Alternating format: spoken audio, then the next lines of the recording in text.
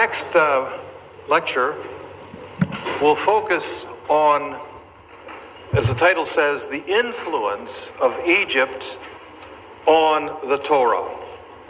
This is a very broad subject, but it's obvious that if a people such as the Hebrews lived for several centuries in Egypt, there are certain things about Egypt that influenced and shaped the Hebrews.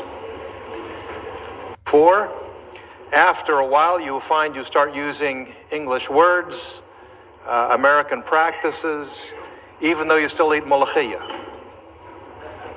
You still retain things from your old culture, while at the same time accepting things from your new culture. So, I have said before that we do not have evidence for the Hebrews in Egypt from an archaeological standpoint. But we have a lot of evidence of Egypt in the Hebrew Bible. In other words, Egypt has left its mark in the Bible and on the Israelites. And so I'd like to look at some of that. We mentioned earlier today the reference in Numbers chapter 22 about how the Israelites came to the land of Moab after they left Sinai. And this was the king of Moab, Balak, was very worried about these people. And it's interesting that he describes them as a people has come out of Egypt. A people has come out of Egypt. He doesn't call them Hebrews, doesn't call them Israelites, but a people come out of Egypt. So I think it's a very interesting line. What is it about them that made it look like they came out of Egypt? So, since the Hebrews lived for several centuries, it stands to reason that there will be various aspects of Egyptian language, culture, religion, and so on that will influence the Hebrews and therefore will be visible in the Bible. There are some things, of course, that the Israelites picked up in Egypt which are a problem. So, for instance, the golden calf in Exodus chapter 32 was probably something that influenced from Egypt, which we'll talk about in a moment. And such a thing would be offensive. On the other hand, there are other things that would be considered rather neutral. For instance, the cherubim. When God tells Moses to make the cherubim in connection with the Ark of the Covenant, he doesn't tell them what it looks like. So for Moses or for Bezalel, the craftsman who made the Ark of the Covenant, if he has the instruction from God, make a cherubim, what is it going to look like? Maybe it'll look Egyptian. Now, one of the first indicators that the Israelites had been in Egypt is to look at the number of the Israelites during the Exodus period and following periods that actually have Egyptian names. And following periods that actually have Egyptian names. All the names that you see on here are either Egyptian or are thought to be Egyptian names. Some are debated. Now, all the names with a star beside it, Miriam, Phineas, Moses, Putiel, all the ones with a star are from the tribe of Levi. It's very interesting. Why did so many Levites have Egyptian names? All the names with red line under is the name of the god Horus. Hor, Hori, Har Nefer, means Har is beautiful. Pashhor, this is a later priest from the days of Jeremiah, but Pashhor is, again, Hor. So why is the name Horus so frequently used amongst the Exodus generation. If you remember that the Sharqiya province, the biblical land of Goshen, that the god who is most important in this area was the god Horus. The road to leave Egypt to Sinai is Tariq Horus, the way of Horus. The name of the lake, when you reach this, was Shihor, the waters of Horus. So it's clear that the god Horus was the most influential god in the area where the Israelites were living. So does it surprise you that this name pops up in the text? It makes sense. The other thing we have to bear in mind is how much time had passed between God's relationship with Abraham. Centuries had passed till we get to Moses. How much of the revelation of God to the revelation of God to Abraham did the people of Moses' day know about God? They had no Torah. They had no written scriptures. Not until Moses do we have this. So for hundreds of years, what was their religion like? We don't know. But I think it's quite clear that whatever memory they had of the religion of Abraham had become mixed with Egyptian religion. Again, after hundreds of years, that's to be expected. They don't have a Bible, they don't have a Torah to guide them. Okay. All right. So, again, we see also the names of Miriam, Moses, and Aaron are all thought to be Egyptian, but Moses and Aaron's name are still debated, but Miriam definitely is an Egyptian name from the word Mari, which means to love, beloved, a loved one, and so on. Okay. Now, there's something interesting. I mentioned this yesterday, and that is that there was no week in Egypt. There was no 7-day week. There was rather a 10-day work cycle, followed by another 10 and another 10, and no Agaza except for religious holidays. So, this is what we were talking about yesterday. 3 10-day work cycles with periodic religious holidays. So as soon as the Israelites leave Egypt, the first commandment God gave them when they left Egypt in chapter 16. Remember, chapter 14, 15, they go through the sea. Chapter 15, they praise God with the song. Chapter 16, Moses gives them instructions about the Sabbath and not working on the Sabbath, that God would provide manna for 6 days. On the 7th day, no manna, etc. So before God gave the commandment to keep the Sabbath day holy in the 10 commandments, he was already giving them the Sabbath commandment as soon as they left Egypt. Because once they left Egypt, they could learn once again the design that God gave from creation, to work 6 days and to rest on the 7th. Now, the golden calf I mentioned earlier. Why a golden calf? Why did Aaron make a golden calf? There are many different Egyptian gods and goddesses associated with cows and bulls. Of course, Hathor, the most famous in Egypt, but this probably is not what was the golden calf that Aaron made. We have other young bulls, 2 different worship centers. One is the Apis bull from Memphis. And if you go to Saqqara today, you can see the burial place of the bulls, the Serapeum. And the other bull here is a bull that was with Heliopolis, or the temple associated with the sun god Ra. So there were a number of bull cults, bull worship sites in Egypt, and I think probably one of these would be the inspiration for Aaron. Now that may sound hard to believe, but remember, here's Ramses II also making an offering, burning incense to one of the bull cults. Now,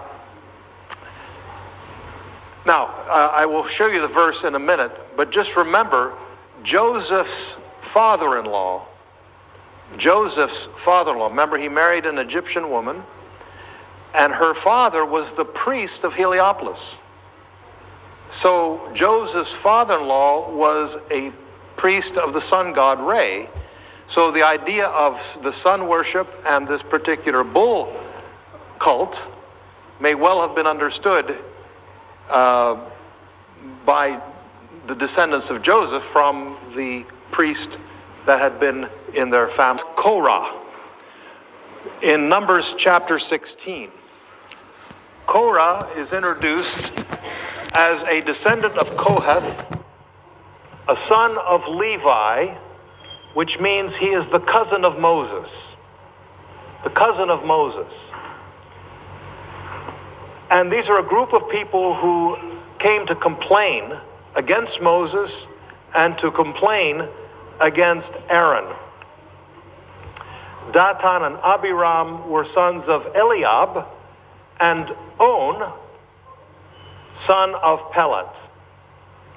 They became insolent, causing trouble, and they rose up against Moses, and with them 250 Israelite men, leaders in the community. And they came to oppose Moses and Aaron and said, "You have gone too far. The whole community is holy, every one of them, and the Lord is with them. Why then do you set yourselves above the Lord's assembly?" Here we have the leader of this group is named Korah, and he is complaining because God has made Aaron the high priest, Baba Kabir. Aaron. Korah is very upset. Why is he upset? The name Korah comes from the Hebrew word korach, which means shaved head. Shaved head or bald head. Korah was a Levite. So he was from the same priestly family as Aaron. And the question is, could he have already been a priest in Egypt? One of the others involved in this attack on Moses and Aaron was a man named On. On, the son of Pelet. And On is the Egyptian name for the sun cult center in Heliopolis. On, in Hebrew, is Heliopolis in Greek, city of the sun. So, who is this man On? Did he have a connection to the priests of Heliopolis? And then we remember that Joseph is the daughter of Potiphar Ra, and notice the end of his name, Ra, the sun god, the priest of On. So we find already that the Hebrews were intermarrying with Egyptians who had connections to the sun worship at Heliopolis. Now, Egyptian priests typically shaved their heads. Here's one priest from the time of Akhenaten, named an Egyptian Panechesi. Panechesi is where we get the name Phineas. Phineas in Arabic? Pinhas. Pinhas is this Egyptian name. And Pinhas is the son of Aaron. So he was a priest. So here is another priest named Pinhas with a shaved head. Now remember, the Bible specifically talks about Aaron having longer hair and having a beard. So apparently God is introducing a new kind of priesthood to be different than the Egyptian kind of priests.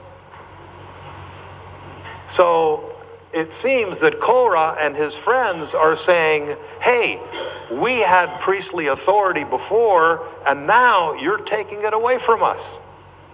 And they want to still be priests. But God's saying, no, there's a new order. Nizam Gadid. And you look everywhere on the Egyptian monuments and you'll see the priests with their shaved heads. So this is from Karnak Temple, and you see the priests with their white linen garments and their shaved heads, carrying the sacred boat from Karnak Temple. Here's another priest named Amenhotep from the days of Ramses the IX. Again, you see his head shaved. Very often, when the priests were not doing their duties in the temple, they would wear a wig. So in other scenes, you see the same priest has long hair. It's the same guy. Takes off the wig to do his temple work. So, my question is, had Korach and his colleagues been priests in Egypt, and they were challenging Aaron because they wanted to continue to be priests? Look at verse 16. This is still Numbers 16, verse 16. Moses said to Korach, "You and all your followers are to appear before the Lord tomorrow, you and they and Aaron. Each man is to take his censer," that is the special dish for burning incense, "and put incense in it. 250 censers in all, and present it before the Lord." Now this proves that they were priests because they had the special incense burners like the priests. So it's clear these men were priests, but the shaved heads is the clue that they were Egyptian priests. And God was introducing a new system with Aaron and his sons not to be like Egyptian priests. So you see I have a beard, so I'm cool. All right. In Numbers 6, 16, 17, 18, these verses where Moses tells them to bring the plates for their incense, the Hebrew word that's used is machata. Machta in Hebrew is the censer for burning the incense. And here you can see Thutmose the fourth, and he's holding a bowl burning incense, and the hieroglyphs read irit chet, making chet, making a fire offering. This is the same root here, chet. So machta is a fire offering or burning incense. So it's interesting that the actual word used in Hebrew here in Numbers 16 by these Egyptian bald-headed priests is an Egyptian word for the incense burner. So it shows, again, they were bringing with them the Egyptian traditions. Another wonderful picture from Luxor Temple. And again, you can see the priests with their shaved heads. And draw your attention to the priest in the front who is holding in his hand a stick with a hand on the front of it. And in the cup in the hand is burning incense. You can see the smoke going out of his hand up towards the figure of the god. And by the way, notice this. Inside the boat is a shrine covered with linen. And this has the image of the god Amun. So when they take it out on a procession, much like the Levites would carry the Ark of the Covenant in procession, we're told that they have a linen cloth to cover the Ark of the Covenant. So too here, when the image of the god is taken out, it's covered with a linen cloth. That's why you can't see the image. Same practice. Now, just a little closer look. Here is one of these incense burners. It's on the end of a hand. So you have a hand. I'll show you a little close-up. There, you can see the fingers, you can see the hand. Okay? Now, back up to here. The Hebrew word here is kaf zahav, dahab. Okay? Kaf, the hand. Okay? Yeah, so it's translated to burn incense, but kaf zahab is a hand that's burning incense. And this is exactly what you're doing here. So Yeah, so Exodus 25:29 and Numbers 7 mentions this kaf zahav, or a kaf of gold. So something like this that the Egyptian priests were using is also being used to burn incense in the tabernacle. Okay. Now, I showed you this picture earlier. This is actually a model to the exact scale of the tabernacle in Timnah, Israel, southern Israel, and you can visit it. But the idea of a tent shrine or a temple that you could make as a tent and move it around is something the Egyptians themselves had perfected for years. So for instance, here is a scene, a drawing from a tomb in the Said, 2,400 years ago, BC, I'm sorry. And you can see the structure is made with poles. And this was where the body of the dead was taken for purification and mummification. And it was called the purification tent. So the idea, the technology to make such tents for religious purposes, of course, was known thousands of years before in Egypt. And even the tent of the Pharaoh in a military campaign, you can see on a number of places, Ramses II engaged in battles against the Hittites in what is today Syria. And here on the front of Luxor Temple, you have the tent of the king in the middle, surrounded by shields, protective shields that made a wall around the camp. And this is very similar to the description of the tabernacle that had a wall, and inside of it was the tent of meeting. And the picture is very, very similar. Here is a drawing of the same scene. This scene is found in 3 or 4 different temples. The first one is Luxor Temple.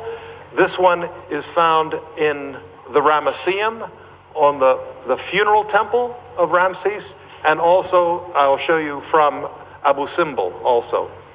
So once again, you can see the tent in the middle and the shields that are standing up and locking together to make a wall around it. So the design of the king's camp is very much like the tabernacle and the tent of meeting, because God, the King of Israel, has his camp, and he's marching through the desert as if going to war, much like the Egyptian Pharaoh.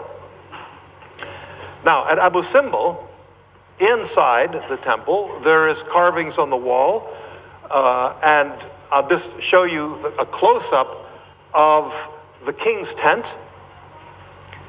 And here's the king's tent, and in the middle, you have the cartouche of the king, Ramses II. And surrounding it are 2 falcons, and their wings, like the cherubim, surround the holy name of the king. So the symbolism of the wings as protection of the holy presence, you can see this. So the name, of course, is what represents the king. And remember, again and again in the Bible, it refers to God having a place for his name to dwell. God will not physically be in the temple, but his name will dwell in the temple, or his glory will dwell in the temple. Now notice, outside of this Holy of Holies, if you will, look, you have different foreign people, Nubians, Asians, bowing down to worship. So the picture is a good illustration, I think, of the tabernacle, the idea of the cherubim and so on. Again, this is a very common picture you will see in temples all over Egypt, where you have the name of the pharaoh and then the wings of the falcon or a different bird to symbolize protection of the holy name. I mentioned earlier the acacia tree in the Sinai. The Hebrew word is shittah, and shittim is the plural. And interestingly, the word derives from the Egyptian word shenej. So the actual Hebrew word is the Egyptian word. So the tree, of course, is a very important tree in Sinai, and also in parts of Israel as well, and Jordan. So God instructed Moses to use this wood, and it was to be covered over with gold. You only need to walk through the Cairo Museum to know that the ancient Egyptians were experts on taking things made of wood and covering it with very fine gold. What's interesting is that the word that's used to describe the technical process of covering wood with gold is the Egyptian word pecha, and the word in Hebrew is pachi. And this is the word that's used in Exodus 39 and Numbers 16. So the altar of incense was to be covered with gold. And so, again, the Hebrew word derives from the Egyptian word. And the reason, I think, is because the Egyptians were experts in this technology. So when you take the technology, you take the language. Okay? You all are Egyptians, but you use a computer, right? And much of the language of computer from English comes into Arabic. If you borrow the technology of carpentry and gold working from the Egyptians, the language will come with it. Same idea. And of course, here's an example, the shrine of Tutankhamun, or even a statue, a goddess, Selket, again from the tomb of Tutankhamun. This was the finest examples of Egyptian gold covering wood. So no doubt some of the same technology was used to make the Ark of the Covenant, the tabernacle, different elements in the tent of meeting. This, of course, is one suggested reproduction of the Ark of the Covenant. I was a consultant for this for the ESV Study Bible, the English Standard Version Study Bible. And I argued with the publisher I didn't like this because it didn't look Egyptian enough. But in any event, how do you make a cherubim? Cherubim is we have no description for it in the Bible. So what does it look like? It has wings. It sometimes has a human body. It sometimes has an animal body. What is it? Now, in terms of the Ark of the Covenant, it's a small box. This is one of the famous boxes from Tutankhamun. And if you notice, there are handles here. And these handles actually pull out on both ends so that they can be carried. And when you set it down, you can push it back in. There's a recent suggestion that this is the technology behind the Ark of the Covenant, because with the long poles, it wouldn't fit so well into the Holy of Holies. So if you had the poles that pushed back underneath like this, then it could fit into the small Holy of Holies of the tabernacle. So if this suggestion is right, you see the same technology here. On the other hand, you have the shrine of Anubis with poles, but these do not collapse. They stay put. The ultimate example of a cherubim, of course, in Egypt is the Sphinx. The Sphinx is the head of the king, the body of the lion. And we have many pictures of this where the Sphinx is the head of the king, the body of the lion, and here with wings. Again, wings are a very important symbol in Egyptian for protection. Think even how Jesus said, "Oh, Jerusalem, how I wished I would gather you as a hen and put you under my wings." Wings to protect. It's a symbol of protection. Again, something not to be read too literally, but as a symbol of protection. Now, here are a sphinx or a cherubim made of ivory, and these are discovered in Samaria, in Israel, and they're discovered in Assyria, at Nimrud, one of the royal cities. And if you look at this, you see Egyptian style. You see the Egyptian crown. You see the Egyptian beard of the pharaoh and so on. So even though these are not in Egypt, these cherubim, these winged protective figures, look very Egyptian. Found in Israel, found in Assyria. Both the priest's garments and the tabernacle, the cloth of the tent, is one of the materials used is linen. And the Hebrew word is shesh, and it derives from the Egyptian word shes, which is the Egyptian word for linen. So we read that the cloth of the tabernacle, some of the priest's garments, Exodus 28, and this again is not surprising. They've just come out of Egypt. They're going to have linen from Egypt. What's interesting is when you look at later books of the Bible, and it refers to things made of linen, Ezekiel, Chronicles, Esther, a different word is used. The word is boots. So in the books of Exodus and Genesis, the Egyptian word is used. And that's because in Genesis you're in Egypt with Joseph, and in Exodus you've just left Egypt and you're making the new priest's clothes. So it makes sense they have Egyptian linen, which was the best, like Egyptian cotton today. Later books of the Bible, a different word is used because it's not Egyptian linen, it's local linen. Again, if you want to see linen, this is for the tomb of Sennacherib in Western Thebes, Western Luxor, and you can see the harvesting of the flax, and from the flax plant is where you get the fibers for making linen. And of course, you always see these beautiful white gowns worn by Egyptians, even Osiris, the goddesses, Isis, Nephthys, always wear beautiful white linen. Now, I've already shown you pictures of priests carrying the boat, and these are all over. Now, this is a very large one. This is the King Seti I. Here are more bald priests.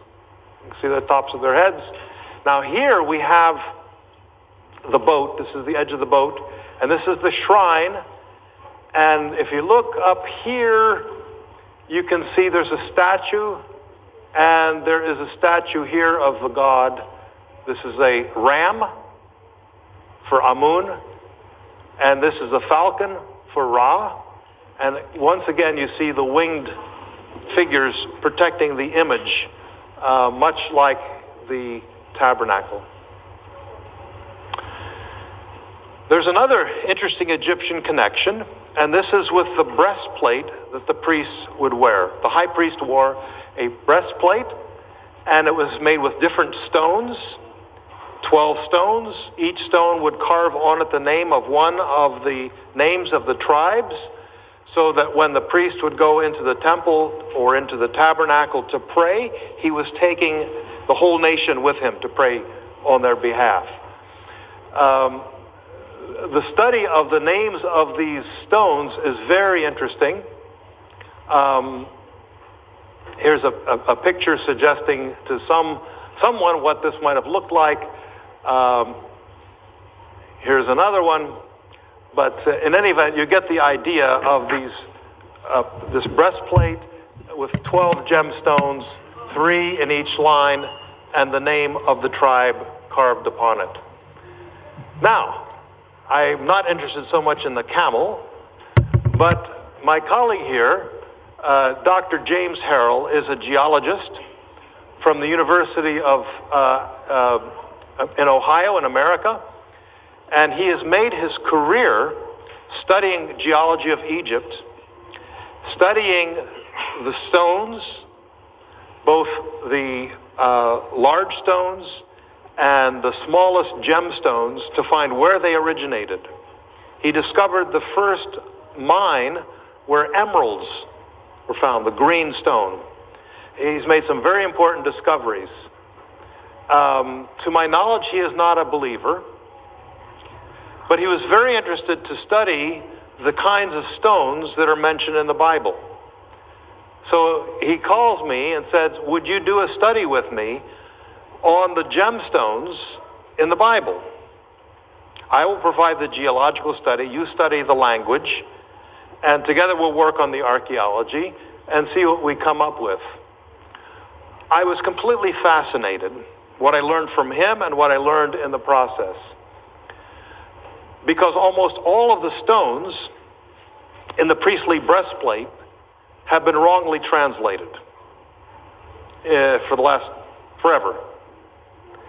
And the reason is because no one stopped to look at what gemstones actually existed at the time of Moses.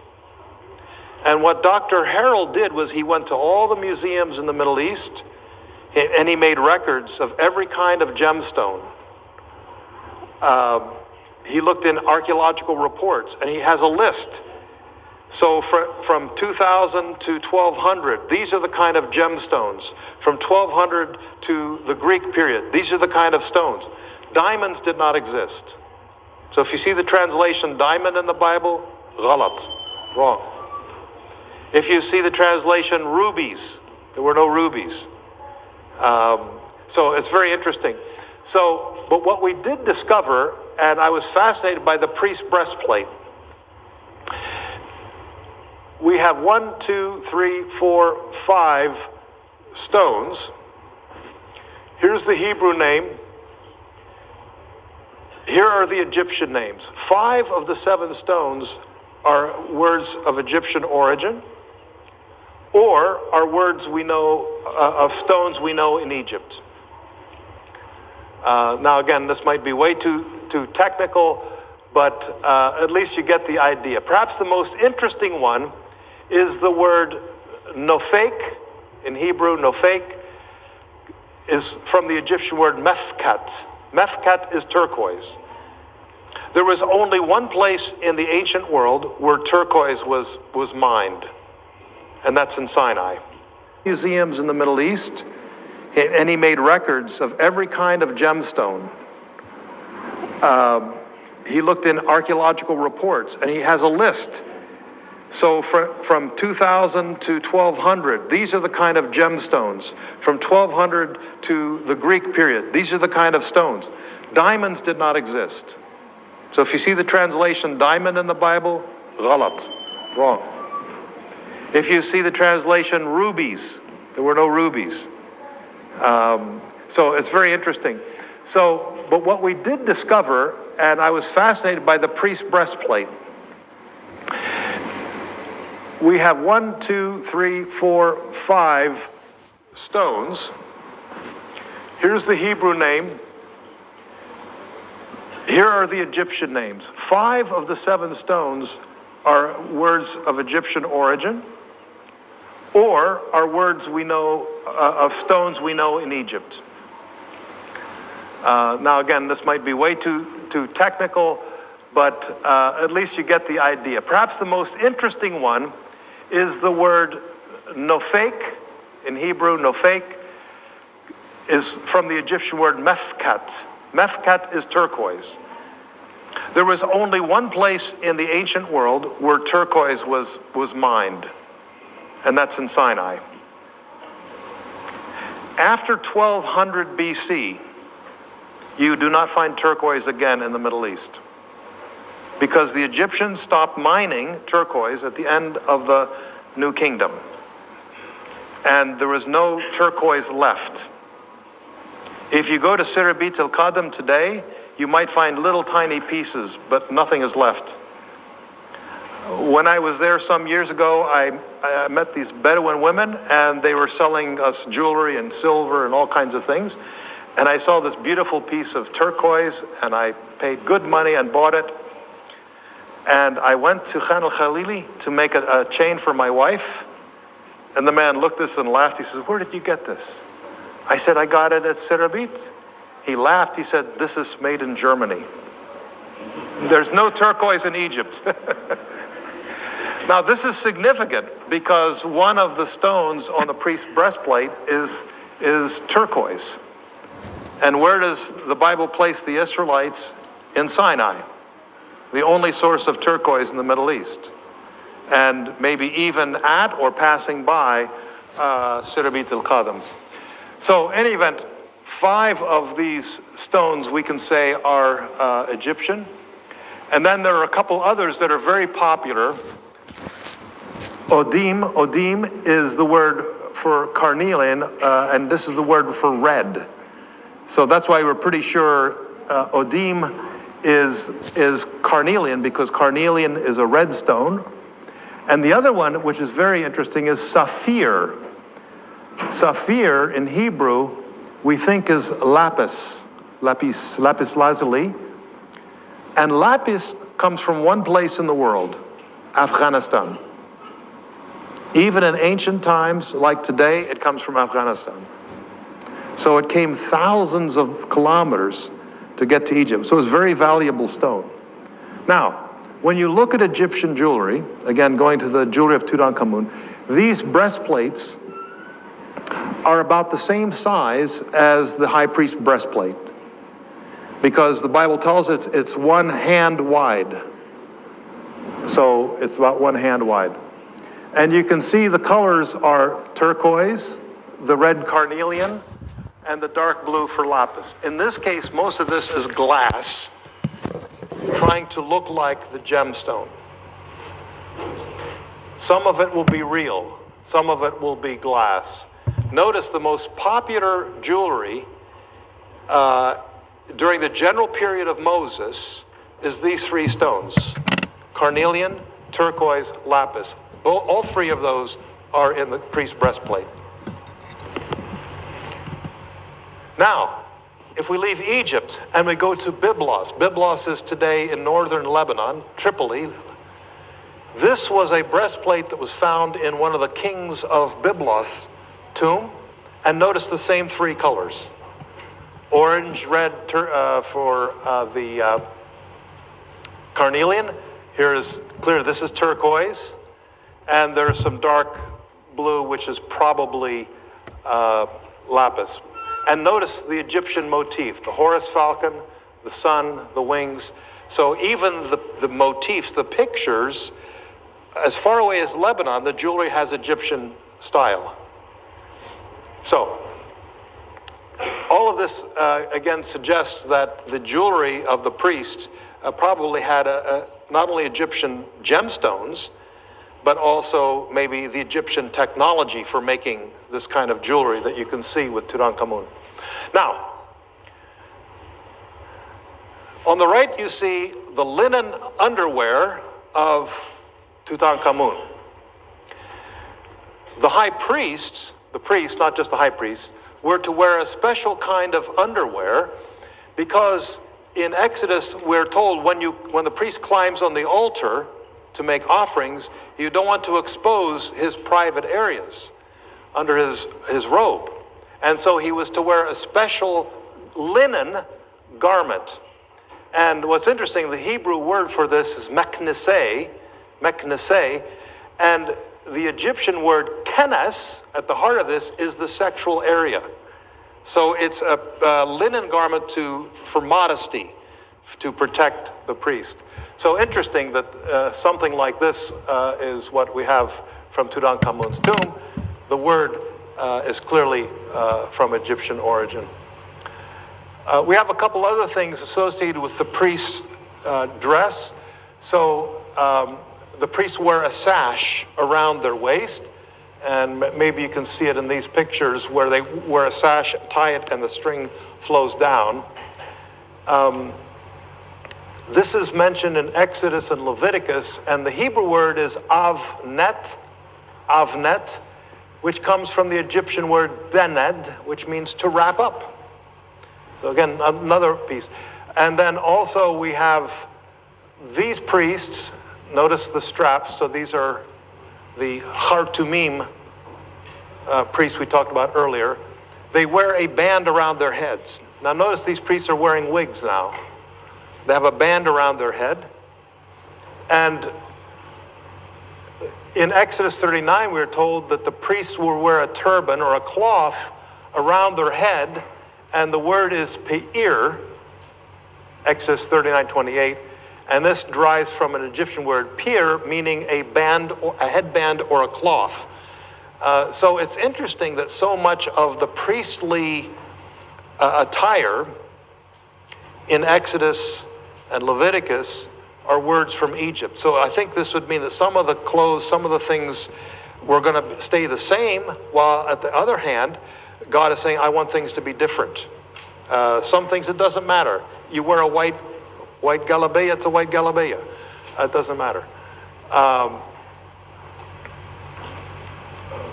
Okay, well, in Numbers chapter 10, God commands Moses to make 2 silver trumpets. And the silver trumpets, we are told, the 2 silver trumpets have 2 functions. One is to call religious assembly when the people are to come to worship. You blow the trumpet. The other time you blow the trumpet is for military purposes. And they're to be made of silver. Now, many critics of the Bible said this is crazy. Of course, the Hebrews did not know how to make silver trumpets. There weren't such a thing. With the discovery of Tutankhamun's tomb, 2 trumpets were found, one made of bronze and one made of silver. And so this is roughly the same time as Moses. Here's a closer look at the silver one, beautiful carving on it. So the point is, in Moses' day, the technology to make silver trumpets existed. This was not some later modern idea. We have it from the exact same period. And we can see Egyptians using the trumpet in the exact 2 ways that we find it in the Bible. Number 1, here is a soldier blowing, and other soldiers come up in a military situation. Here again, we have a military situation. The trumpet is being blown, and the army is coming out to go to war. In this case, to go into Nubia, into Sudan, for a battle. And now here we have the trumpet being used in a religious festival. From Luxor Temple, the festival of Opet. Okay, so hopefully what I've suggested for the last little while shows you just how much, especially in the area of religion and priestly clothes, influence. And again, these are not negative things, they're just practical things that were borrowed from ancient Egypt. Now, just a few more things before we break for lunch. I mentioned this yesterday, but to show you here today, that the earliest alphabetic writing in the Semitic script, Canaanite script, is found here in Egypt. It used to be thought that those inscriptions I showed you from Sinai at Serbit el-Qadim were the oldest of this type. Now we have an older example, I think, I'll show you pictures in a moment. But if you look at the oldest alphabetic signs, which you see here on the left, so for instance, the head becomes, because the Semitic word, like Arabic, Ras, Hebrew, Rosh. So the Rosh is the head, becomes the letter R. And of course, you see how it evolves, and finally, in Latin and the Hebrew Resh.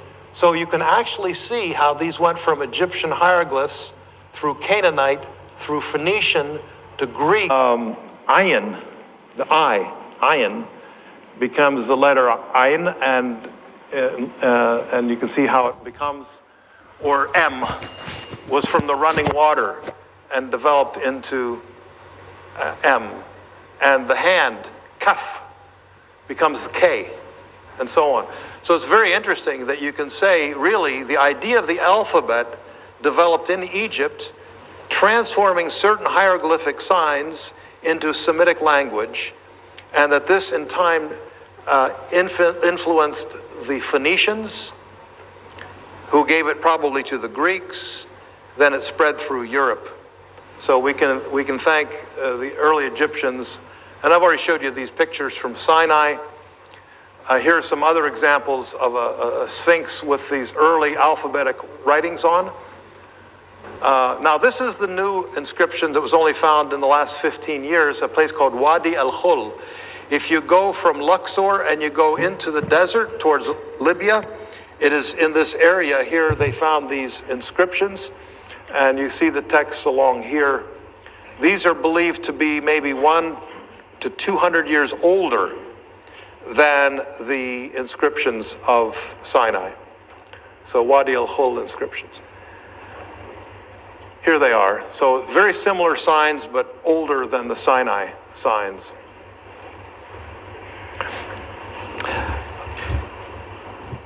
What's so beautiful about the origin of the alphabet from Egypt through the Canaanites, through the Hebrews, is that it made writing scripture so much easier. If you think about it, the hieroglyphic writing system required hundreds and hundreds of signs. I have heard one estimate that if you wanted to write the Bible in the available hieroglyphic signs, it'd be about 800 signs. Okay? However, here we can now write the Bible with 22 letters. 22 letters in the Hebrew alphabet. So God in his wisdom had the alphabetic writing system develop so that a few hundred years later, Moses could use it to record the Torah. Now, the other part of this is that we have, and these are all pictures from things found in Jerusalem, these little round pieces of clay were seals on papyrus documents. And we know they were because if you turn them over, you can see the imprint of papyrus on the surface. And you can see the line here is the string, because when you wrote a document, you would roll it up, tie it with string, put a little ball of mud, clay, and press the ring, the seal, onto it. And so that's why you have often on these the name of the scribe, the name of the king. We'll show you more of these later today. There's a good look, the impression of papyrus. So important to realize that when we read in the book of Exodus and elsewhere in the Torah that Moses wrote things down in and the Hebrew word is sefer, sifr in Arabic, sifr, like the chapter. It's the scroll. So for whatever reason, one of the things that Moses and his descendants took with him from Egypt is writing on papyrus and writing with ink. Not writing on clay tablets like the Babylonians, but writing like the Egyptians. And you can see this Egyptian influence in later generations. So here, I'll show you this later today, but this is a seal for such a to seal a document. And the official shown here is the official of the king of Samaria, Hoshea, the last king of Samaria. But look at the Egyptian. You have the scarab, the winged scarab. He looks like an Egyptian. He doesn't look like an Israelite. And I will show you this later today. Believe it or not, this is a seal, and it's about the size of, very small. Very small. This has the name of King Hezekiah. And here's Hezekiah's seal, and he has an Egyptian sun with scarab and an ankh. Here, an ankh here. Written with Hebrew. So you can see that the Hebrews took not only the Egyptian writing system, but a lot of the symbolism of Egypt with them. We may come back to this a little bit later on, but recently in Jerusalem, just you see there's the Al-Aqsa Mosque, the Dome of the Rock. In this red area, excavations turned up another one of these Hezekiah seals. You see it's a different color, but the same thing, belonging to Hezekiah Hamelech, the king. And here's again is the Ankh sign, the other Ankh is this squeezed here. And interestingly, very near the same area, another seal was named with the name of Isaiah on it. So interesting that since Isaiah and Hezekiah were contemporaries and colleagues, that the seal with their names were found in the same area. All right, very quickly then, much of the Egyptian writing system, although the hieroglyphic system was not used, the writing system was used, writing with papyrus, writing with ink, and much of the terminology that we find associated with writing in the Bible is the Egyptian terminology. So the sons of Shesha in 1 Kings are secretaries, which is from the Egyptian Sesh-Sha'ad, document scribes. The word for scroll, the word Megillah, is a scroll, something that's rolled up, is the Hebrew word Medjat, is a scroll, rolled up. The word for ink only occurs once in Jeremiah 36, but it's the Egyptian word for ink. So when I think back in the days of Moses, when he left Egypt, he had learned how to write in the court of Pharaoh, learned as a prince growing up, and this was the written tradition that the Israelites took from Egypt all the way down into some of the earliest New Testament books are written on papyrus. So Egypt made a very important imprint on not only the Bible, the Old Testament, but even into the New Testament when we think of how the Bible was recorded, how the Bible was preserved, how the Bible was transmitted for generations to come.